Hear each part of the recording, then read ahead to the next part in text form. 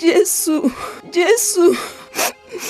Màtá, kí ló wá ṣe ń bí? Maria ńkọ́? Mo gbọ́ pé ò ń bọ̀, mo bá ní kí n wá pàdé ẹ. Màtá, àlàáfíà fún ọ o, kí Jèhófà tù wá nínú. Màtá, ó dùn wá gan nígbà tá a gbọ́ pé Lásárù àbúrò rẹ̀ tó jẹ́ ọ̀rẹ́ wa kú. O ṣeun Fílípì, mo dúpẹ́ lọ́wọ́ gbogbo yín. Olúwa, àbúrò mi ò bá máa kú ká sọ pé wà ń bí. Síbẹ̀ mo mọ̀ pé gbogbo ohun tó bá béèrè lọ́wọ́ Ọlọ́run ló máa ṣe fún ọ. Àbúrò rẹ̀ máa dìde, Lásárù máa padà wà láàyè. Mo mọ̀ pé àbúrò mi máa jíǹde. Mo mọ̀ pé yóò jíǹde níkẹyìn ọjọ́. Èmi ni àjíǹde àti ìyè.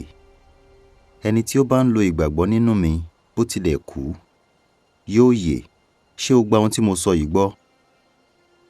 Bẹ́ẹ̀ ni Olúwa, mo gbà pé ìwọ ni Kristi, ọmọ Ọlọ́run tó ń bọ̀ wá sáyé. Màtá, arábìnrin mi, bàbá mi ọ̀run yóò bùkún ọ torí ìgbàgbọ́ tó o ní. Maria ńkọ́? Máa lọ pè wá.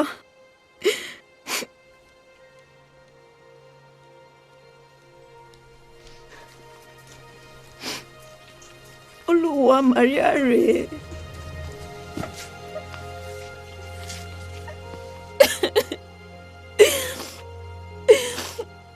Olúwa, ẹ̀gbọ́n mi ò bá má kú. Sọ pé ẹ wà níbí.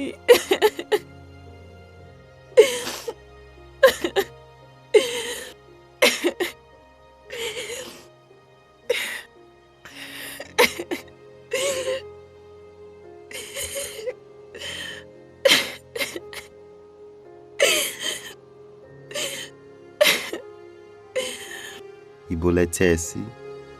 Olúwa, wá wò ó.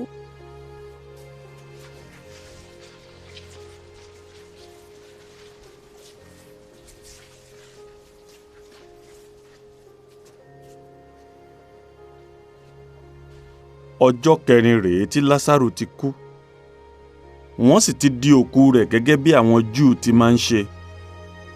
Wọn ò kùn lọ́ṣẹ bíi tàwọn ará Íjíbítì. Torí náà òkú ẹ̀ ti ń jẹrà. Síbẹ̀, Màtá àti Màríà ṣì nígbàgbọ́ nínú agbára Jésù. Ó dá wọn lójú háúnháún pé Jésù ni Mèsáyà. Torí náà wọ́n mú Jésù lọ síbi hòòrò tí wọ́n tẹ́ ẹ sí. Òkúta ńlá kan ni wọ́n fi dí ẹnu hòòrò náà.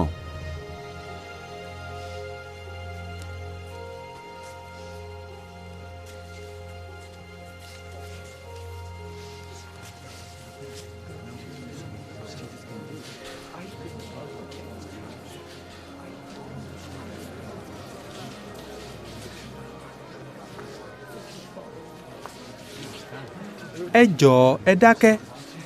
Ẹ jẹ́ kí gbogbo wa gbọ́ ohun tí Jésù Olúwa fẹ́ sọ. Ẹ yí òkúta yẹn kúrò. Olúwa, a ti bẹ̀rẹ̀ sí rùn nílòpọ̀ ọjọ́ kẹrin tó kú. Ṣé mi ò ti sọ fún ọ pé tó o bá nígbàgbọ́ wàá rí ògo Ọlọ́run?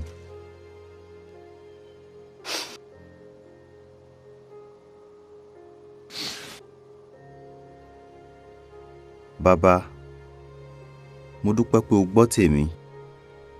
Lóòótọ́ mo mọ̀ pé ò ń gbọ́ tèmi nígbà gbogbo. Ṣùgbọ́n nítorí ọ̀pọ̀ èèyàn tó wà níbí ni mo fi sọ̀rọ̀ kí wọ́n lè gbàgbọ́ pé ìwọ ló rán mi. Lásárù, jáde wá.